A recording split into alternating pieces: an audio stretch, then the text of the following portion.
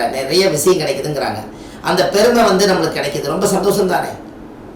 சந்தோஷம். அப்போ நீங்க உங்களுடைய வாழ்க்கையில ஒரு ஒரு விஷயம் பரிகாரமா எடுங்க. இப்போ ஒருத்தர் இறந்துட்டாங்கன்னா அவங்க மோட்சத்துக்கு போகணும். அவங்கள எரிக்கத்தான் வேணும். அவங்க எரிக்கணும்னா கொல்லி எதில் வைப்பாங்க?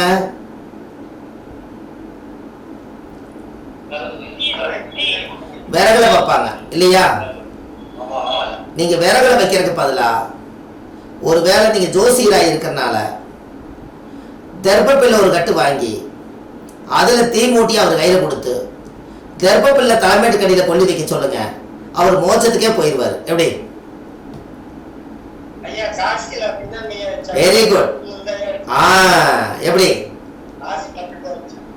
அப்ப தர்ப்பப்பில்லு, அப்ப கேது என்பது ஞானகாரகன், கேது என்பது மோட்சம், தெப்பப்பில் வந்து கேது.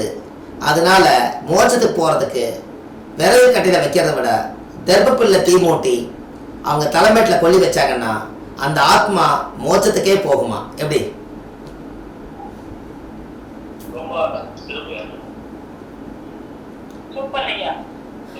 சின்ன சின்ன பரிகாரம் தான். ஒருத்தர் இறந்து போனாங்கன்னா அவங்களுக்கு என்ன மாலை போட்டாலும் கடைசியில் ஒரு வில்வ மாலை போட்டு விடுங்க. சிவலோக பதவி அடைய போறாரு, பூலோக பதவி விட்டு சிவலோக பதவி அடைய போறாரு. ஒரு வில்வ மாலை போடுங்க. அந்த வில்வம் வந்து சிவனை போய் பார்க்கும். அப்போ மோட்சத்துக்கு போறாருன்னு. அந்த காலத்துல இது எல்லாமே வித்தியாசமா பண்ணியிருக்காங்க. எப்படி? இது எல்லாம் ஆராய்ச்சி பண்ணி உங்களுக்கு சொல்றதுக்கு உங்களுக்கு ஒரு கொடுப்பனை இருக்குது.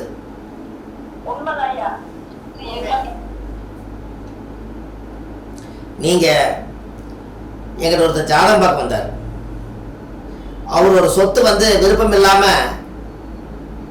நான் வீடை வித்தே தீர்வனுங்க, வேற வழியே இல்லை, வாழ்ந்த வீட்டை விற்க போறேன், ஆனா பாதி மனசு தாங்க இருக்குது, முழு மனசு இல்லைங்க, எனக்கு ஏதாவது விற்காம இருக்கிறதுக்கு ஒரு பரிகாரம் சொல்லுங்கன்னாரு. என் மனசே மாற மாட்டேதுங்கன்னாரு. லோன் கட்ட முடியல. ஒரு பூர்வீக சொத்து வித்ததுன்னா வீட்டை காப்பாத்திடுவாரு, ஆனா பூர்வீக சொத்து விற்க மாட்டேங்குது. சரி, நான் ஒரு பரிகாரம் சொல்றேன், ஆதிகால பரிகாரம், நீங்க அதை வச்சு பயன்படுத்துங்கன்னு சொன்னேன். சொல்லுங்க ஐயா, என்னால் வந்து செலவு பண்ண முடியாது, முதல்ல அதை யோசிச்சுங்கன்னாரு. சரி ரைட்டுன்னு. அப்போ சொத்து வந்து விரயமாகும்னு இருக்குது. அப்போ நான் உடனே என்ன பண்ணி போட்டேன், ஒரு செருப்பு தைக்கக்கூடிய தொழிலாளிக்கு போய் ஒரு வேளை சாப்பாடு, ஒரு தண்ணி பாட்டில், ஒரு கருப்பு குடம் வாங்கி அவருக்கு உங்களால் கொடுக்க முடியுமான்னு கேட்டேன். இது செஞ்சிருவங்க ஐயா, ஒரு 200 300 செலவாகினாரு. சரி, ஒரு கருப்பு குடையொன்று வாங்குங்க, ஒரு தயிர் சாதமும் ஒரு தண்ணி பாட்டில் வாங்குங்க. கரெக்டாக கொண்டு போய் சனி உரையில் கொண்டு போய் ஒரு கால் ஊனமாக இருக்கிறவங்களோ அல்ல செருப்பு தைக்கும் தொழிலாளி கொண்டு போய் நீங்கள் அதை தானமாக கொடுத்துட்டு திரும்பி பார்க்காம வந்துருங்கன்னு. அவர் போய் உடனே என்ன பண்ணி போட்டாரு, பேசின வாரமே சனிக்கிழமை மணிக்கு போய் தண்ணி பாட்டிலும் சாப்பாடும் கருப்பு கொடை வாங்கி கொண்டு போய் கொடுத்துட்டாரு. கொடுத்துட்டு ஒரு வாரமா எனக்கு போனே பண்ணல. என்னையா போனால காணமேன்னு சொல்லி போட்டு கம்முன்னு விட்டுட்டேன். 7 நாள் கிளம்பிச்சு. அவர் என்ன பண்றாரு, ஐயா நான் இப்போ ஒரு இடத்துல இருக்கிறேங்க அப்படின்னாரு. எங்கெங்க இருக்கிறீங்க? என்ன பத்திர ஆபீஸில் இருக்கிறேங்கன்னாரு. என்னங்க ஆச்சுன்னு, பூர்வீக சொத்து வந்து சம்மதிக்காம இருந்தவர் சம்மதிச்சு கையெழுத்து போட வந்துட்டாருங்க ஐயா, சொத்து வித்து பணம் வாங்க போறேன், வீட்டை காப்பாற்ற போறேன்னாரு. வந்து எனக்கு ஒரு ஸ்வீட் வாங்கி கொடுத்தாரு. ரொம்ப சந்தோஷப்பட்டேன். எப்படி? இது இது இது ஏன் இந்த பரிகாரத்தை எங்க எடுத்து நீங்க யோசிக்கணும். அதாவது விரயமாக போற இடம் வந்து 12ஆம் இடம், காலச்சக்கரத்துக்கு 12ஆம் இடம் என்பது பாதம். பாதத்துக்கு செருப்பு தைக்கும் தொழிலாளி கொண்டு போய் முதலே அவரை திருப்தி பண்ணி அவருக்கு ஒரு கருப்பு கொடை என்பது 8ஆம் இடத்துல வந்து காலச்சக்கரத்துக்கு மேசம்தான் 1ஆம் இடம். அவமானம் என்பது 8ஆம் இடம். சொத்து வித்தா அவமானம் ஆகி போயிடும். இருக்கிறத வாழ்ந்து பொழைச்சவங்க வீடு வித்துட்டு அவமானம் ஆயிரும். 8ஆம் இடம் என்பது விருச்சிக வீடு. அனுசம் என்பது கொடை. அனுச நட்சத்திரத்துக்கு அதிபதி சனி. சனி என்பது காலை பிடிச்ச கிரகம். அதனால பாதத்துக்கு செருப்பு தைக்கும் தொழிலாளி கொண்டு போய் வயிறார சாப்பாடு போட்டு ஒரு கொடை வாங்கி கொடுத்துருவாங்கன்னு சொன்னேன். அவருடைய புண்ணியம் இவருக்கு வீடு காப்பாத்திட்டார். எப்படி?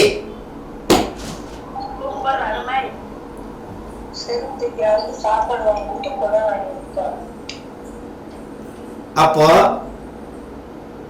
எவ்வளவு ஒரு சிம்பிளான ஒரு விஷயம் எத்தச்சோடு வேலை செஞ்சது பாத்தீங்களா?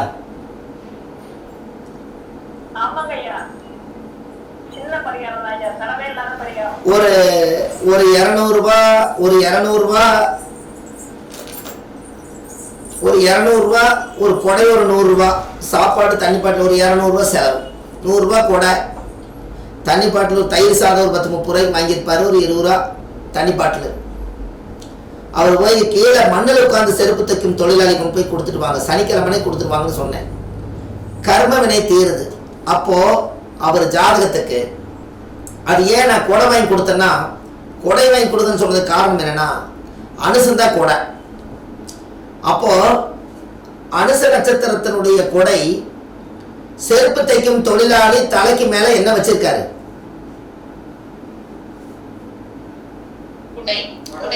அப்ப இவருக்கு என்ன தேவைன்னா, அந்த கொடையை ஒரு கம்பியில் அடிச்சு கட்டி அந்த நிழல்ல உட்கார்ந்துதான் அவர் செருப்பு தைக்கிறார். கரெக்டுங்களா?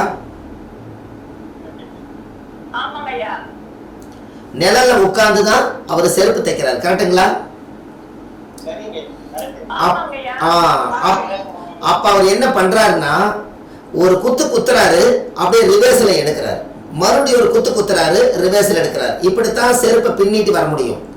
அப்படி செருப்பை பின்னிட்டு வரும்போது அந்த ஜாதகருக்கு ராகுவோட ஆதிக்கமும் இரும்பு என்பது சனியோட ஆதிக்கமும் ரெண்டும் வேலை செய்யறதுனால அந்த ராகு என்பது மேசத்திலிருந்து 8வது வீட்டில் ராகு எது உச்சமா இருக்கிறனாலையும் அதே வீட்டுக்குள்ள சனி இருக்கிறனாலையும் அந்த சனியும் ராகுவுடைய இயக்கம் அவர்கிட்ட இருக்கிறனால தோஷத்தை நிவர்த்தி பண்றதுக்கு அவர் தான் யாருக்கெல்லாம் சனி ராகு சம்பந்தப்பட்டிருக்குதோ அவங்களுக்கு அந்த ஜாதகத்துல கரெக்டா கொண்டு போய் இந்த கொடையும் சாப்பாடு கொண்டு போய் செருப்பு தைக்கும் தொழிலாளி கொடுத்தீங்கன்னா சனி ராகு தோஷம் கம்ப்ளீட்டா நிவர்த்தியாகும். எப்படி?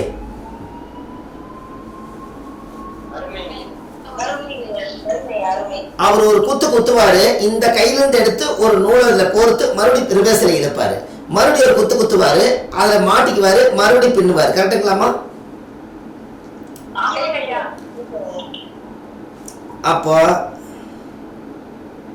அப்போ இது அப்போ ஒரு செருப்பு தைக்கும் தொழிலாளிக்கு இந்த பவர் இருக்குது அப்படிங்கிற ஒரு விஷயத்த அது சொல்லாம சொல்லுதுங்களா?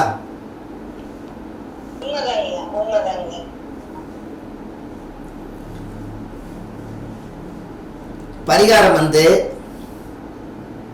அந்த பரிகாரம் அவருக்கு யோசிச்சு பார்த்துட்டு, ஏங்க செருப்பு தைக்கும் தொழிலாளி கொண்டு போய் இதை கொடுத்து வெற்றி கண்டுறீங்க அப்படின்னு நான் அவருக்கு சொன்னேன்.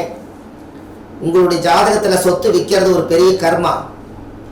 கர்ம வினைக்கு உண்டானவர் ஒரு செயல் செஞ்சு அந்த கர்மாவை அனுபவிக்கிறது சனி பகவான். அதனால தாழ்த்தப்பட்டவர் அவர். செருப்பு தைக்கும் தொழிலாளி அந்த காலத்தில் மாட்டுத்தோல் எருமத்தோல் தான் அவங்க அந்த காலத்தில் செய்வாங்க. அப்போ அந்த மாட்டுத்தோல் எருமத்தோலில் செய்யக்கூடிய செருப்பு வாரி எல்லாமே அங்கே உங்களுக்கு ஜாதகத்தில் அந்த சுக்கரனுடைய ஆதிக்கம் வாகனங்கள் எல்லாமே. அதனால அங்கே கொண்டு போய் நீங்கள் கொடுத்தா தான் அந்த வீடு உங்களை காப்பாற்றி வைக்கணும்னு சொன்னே அவருக்கு ரொம்ப சந்தோஷம். அப்போ நம்ம ஜாதகம் பார்க்க வர்றவங்களுக்கு எல்லாம் எளிமையான பரிகாரத்தை சொல்லி சக்ஸஸ் பண்ணுனா அது எவ்வளோ பெரிய சந்தோஷம்னு சொல்லுங்க.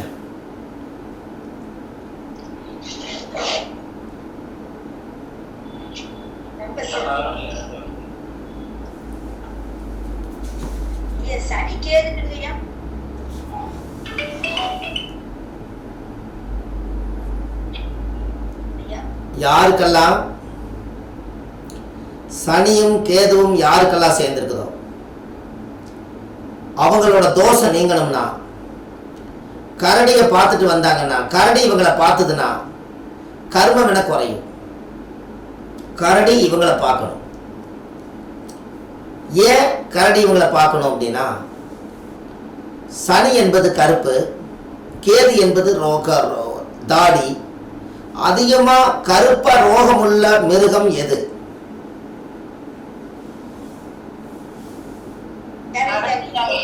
அப்போ சனியும் கேதுவும் சேர்ந்து ஒரே உருவம் இந்த உலகத்துல கரடி தான். அப்போ அந்த கரடி நம்மளை பார்த்ததுன்னா நம்மளோட உடம்புல இருக்கக்கூடிய அத்தனை தோஷ நிவர்த்தி ஆகுமா. அதனாலதான் அந்த காலத்துல கரடி ஊருக்குள்ள எந்திரம் போட்டாங்க குழந்தைகளுக்கு. கரெக்டுங்களா? ஆமா, ஃபுல் ஊதி விடு. அது வாய்க்குள்ள போட்டு வெளியே வந்தாலே குழந்தை கட்டின நலுக்கு பேய் பிசாது காத்து கருப்பு எதுவுமே வராது. கரெக்டுங்களா?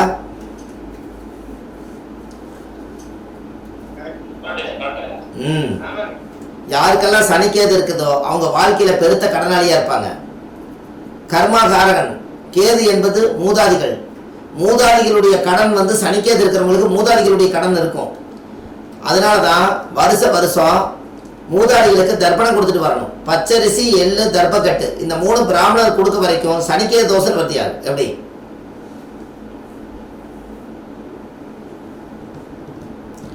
அப்போ இந்த சனிக்கேது தோஷம் யாருக்கெல்லாம் இருக்குதோ அவங்களுக்கு ஆதரவற்ற ஆசிரமத்தில் போய், வயசானவங்களுக்கு வீட்டில் எள்ளு மாவு இடிச்சு உங்க கையால பிடிச்சு ஒவ்வொருத்தருக்கும் கொண்டு போய் எள்ளுருண்டை தானம் பண்ணிட்டு வந்தீங்கன்னா, அமாவாசை என்னைக்கு கொண்டு போய் தானம் பண்ணிட்டு வந்தீங்கன்னா உங்களுடைய முன்னோர்களுடைய கர்ம வினை தீரும்.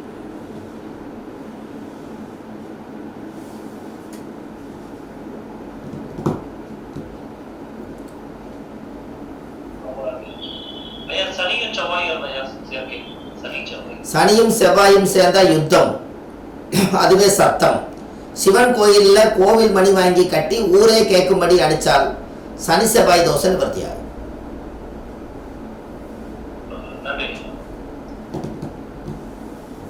நீங்க ஒரு கிரகங்களையும் பிரமாதமா இப்படி பிரிச்சு பரிகாரம் எடுத்து பழகிட்டீங்கன்னா உங்களுக்கு ஜாதகத்துல எல்லா விஷயங்களும் நடக்கும்.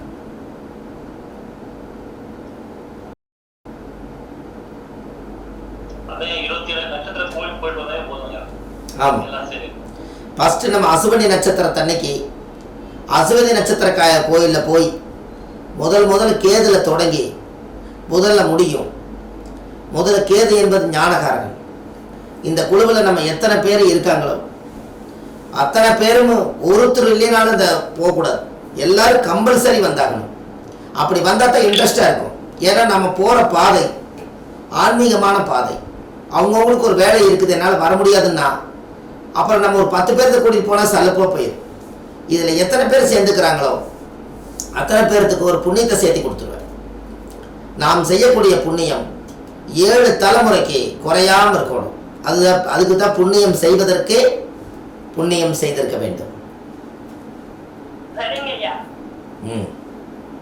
கண்டிப்பா உங்க வாழ்க்கையில நீங்க ஒரு சிறப்பான முறையில் நீங்க வரணும்னால் இப்படி எல்லாம் நீங்க இந்த பிறக்கும் போது எதையும் கொண்டு வரல.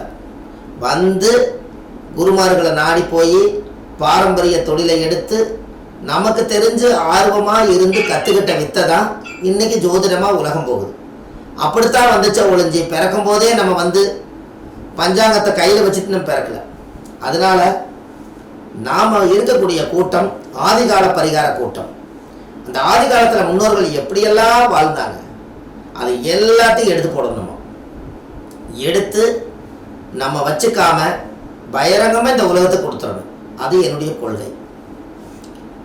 ஏதோ என்னென்னமோ இருக்குது. நம்ம ஆன்மீக பாதையில் போய் எல்லா மக்களும் நல்லா இருக்கும். அதுக்கு உங்களோட ஒத்தாசனையும் ஒத்துழைப்பு இருந்தால் இன்னும் ரொம்ப பிரமாதமா இந்த கிளாஸை கொண்டுட்டு போகலாம்.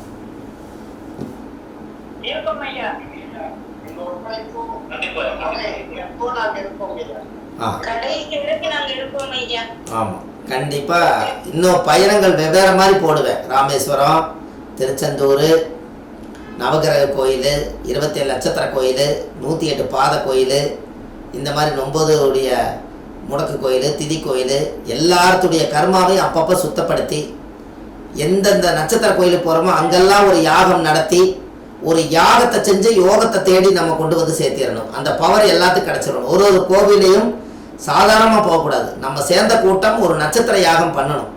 அந்த நட்சத்திர யாகம் பண்ணி நட்சத்திர கலசம் வச்சு நட்சத்திர தீர்த்தம் எடுத்து நம்ம தலையில் தெளித்து அதுக்கப்புறம் கோயிலெல்லாம் பார்த்து பூஜையெல்லாம் பண்ணி நட்சத்திரத்தினுடைய பவரை நம்ம வாங்கிட்டு வரணும்.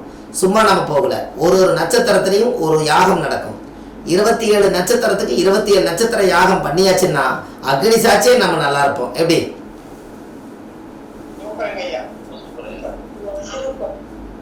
ஐயா, சனி செவ்வாய்க்கு தொழிலாளிகள் யாருக்குங்கய்யா செய்யணும்? என்னங்கம்மா?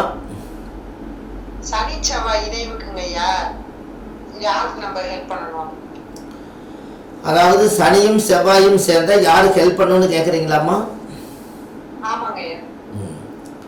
அதாவது முருகன் கோயிலில் போய் முருகன் கோயில் எங்கே இருக்குதோ அந்த கோவிலில் சனிக்கிழமைக்கு போய் அவங்களுக்கு ஒரு வஸ்திர தானமோ ஒரு அன்னதானம் செஞ்சுட்டு அவங்க கையில் செவ்வாய் என்பது துவரம் பருப்பை ஒரு 7 கிலோ வாங்கி இதை பருப்பு குழம்பு வச்சு சாப்பிட்டுங்கன்னு சொல்லி முருகனுடைய ஆலயத்தில் கொடுத்தீங்கன்னா நம்ம தான தோஷம் அன்னையோட நிவர்த்தியாகும்.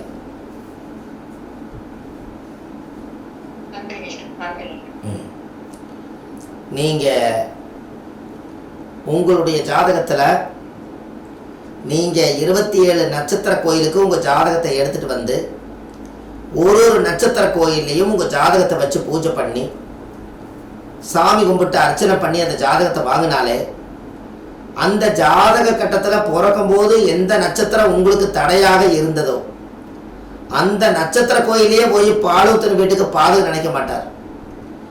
தாய் வீடுன்னு நினச்சி நம்ம போகும்போது நம்மளை அரவணைச்சு பண்ணுவார். நம்மளுக்கு கிளியராக எல்லா காரியம் நடக்கும். இப்படி நம்ம செய்தால் நமக்கு புண்ணியம் தானே.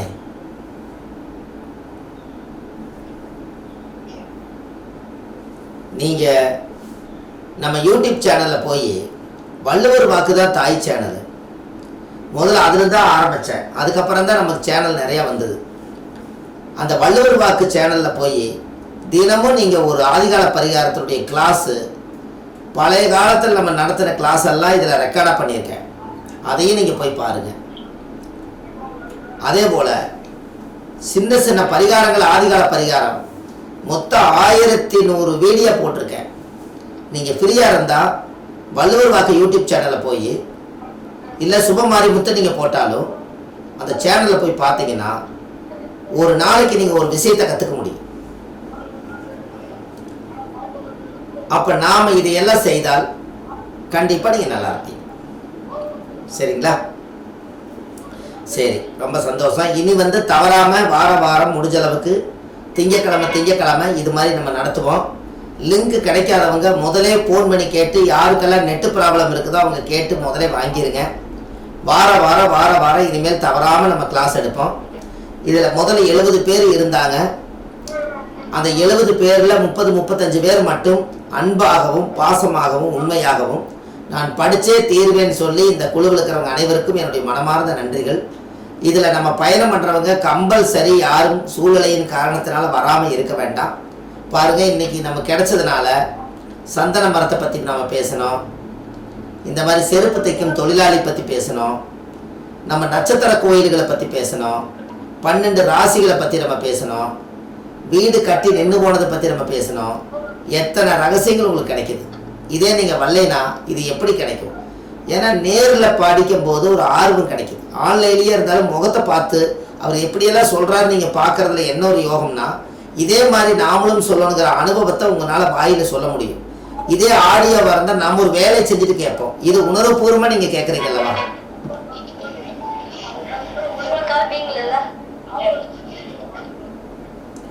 சரி, ரொம்ப சந்தோஷம். இந்த கிளாஸ் உங்களுக்கு எப்படி இருந்துச்சுங்க?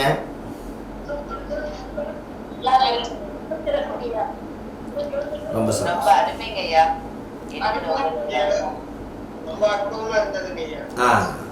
இனி நட்சத்திரத்தினுடைய சாரங்களை வச்சு இப்படியெல்லாம் நீங்கள் ஜோதிடத்தில் இதை சொல்லும்போது உங்களுக்கு கண்டிப்பாக ஒரு நல்ல மாற்றங்கள் கிடைக்கும். அப்போ நம்ம ஜாதகத்தில் இனிமேல் ஒரு காதி பகவானில் போய் காதியில் அந்த காதியில் போனீங்கன்னா ஒரு சின்ன சந்தன கட்டை நம்மளுக்கு கிடைக்கும். ஒரிஜினல் சந்தனம் ஒரு 300 ரூபா 400 ரூபா கொடுத்தாலே ஒரிஜினல் சந்தன கட்டை கொடுப்பாங்க. அரசு முத்திரையோட அங்கீகாரத்தோடு தான் விற்கிறாங்க. சட்டப்படி நல்லா நடக்கும்.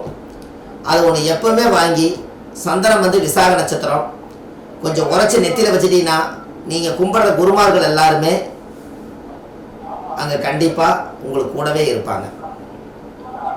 சரிங்களா? சரி, ரொம்ப சந்தோஷம்.